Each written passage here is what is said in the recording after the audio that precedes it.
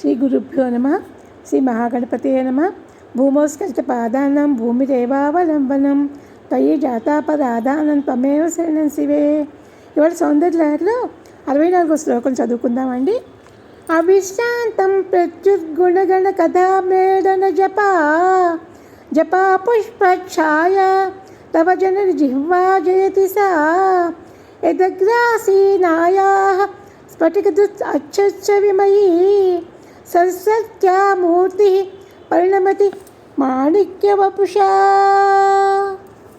ఇక్కడ జనని అని సంబోధిస్తున్నారండి. జనని నిరంతరం నీ పతి గుణగణములకు చెందిన కథలను మరలా జపించే నీ నాలుక జపాపుష్పపు కాంతి గలది. అది సర్వోత్కృష్టమై ప్రశంసనీయమైనది. ఆ నాలిక కొనపై ఉన్న సరస్వతీమూర్తి సహజంగా స్ఫటిక శిల వల్ల తెల్లందే అయినప్పటికీ నీ నాలుక ఎరుపు వలన కెంపుడు కాంతిగా మారినది అని చెప్తున్నారండి. అమ్మవారి నాలుకని వర్ణిస్తున్నారన్నమాట. పరమేశ్వరుని గుణగణాలను గానం చేయడం వలన అమ్మవారి నాలుక ఎర్రగా అయిపోయిందిట. సరస్వతి ఎర్రని నాలుక మీద నుండి వచ్చి ఇంకా ఎర్రబడిపోయిందిట. అమ్మ నాలుక నుండి సరస్వతి వచ్చింది. ఆ నాలుకేమో ఎర్రగా ఉంది. అమ్మ మాటేమో సరస్వతి, నవ్వేమో హంస అన్నమాట. సరస్వతి హంస మీద వచ్చినట్లు ఉంది అమ్మ నవ్వు. అమ్మ నవ్వు ఎలా ఉందంటే సరస్వతీదేవి హంస మీద వచ్చినట్లుగా ఉంది. భావించడానికి చాలా బాగుంటుంది. జపాపుష్ప ఛాయ అంటే ఎర్రని పువ్వు అన్నమాట. ఎర్రని పువ్వు. అమ్మవారి నవ్వు ఎర్రగా ఉంది. అమ్మవారి నాలుక ఎర్రగా ఉంది. అమ్మవారి నాలుక ఎందుకు ఎర్రగా ఉంది?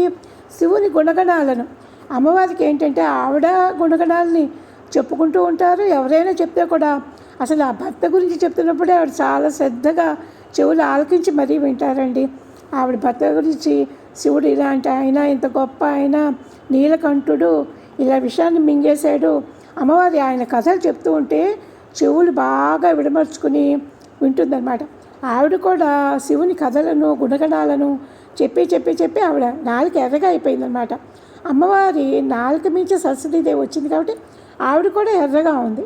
అమ్మవారి నవ్వు కూడా చక్కగా ఎట్లా ఉంది? సరస్వతీదేవి హంస మీద వచ్చినట్లుగా ఉంది. ఇట్లా భావించండి అమ్మవారి నాలుకని. ఎంత మనకి భావానికి అందుతుందంటే అంత భావానికి అందుతుందండి. శివుడు చేసిన త్రిపురాసుర సంహారము మొదలైన విజయగాథలను, గుణముల సమూహముల యొక్క వృత్తాంతములను మరలా జపించింది వల్ల ఆవిడ నాలుక ఎర్రగా అయిపోయింది. ఆయన గుణగణాలను ఆయన ఎన్ని త్రిపురాసుర సంహారం ఎంత బాగా చేశారండి. అది ఆవిడ తలుచుకుంటేనే అన్నమాట. అమ్మో శివుడు ఇట్లా చేశాడు, దీన్ని ఆధారంగా చక్రం చేసుకున్నాడు, దీన్ని బాణంగా చేసుకున్నాడు అని ఆవిడ భావిస్తూ ఉంటారనమాట.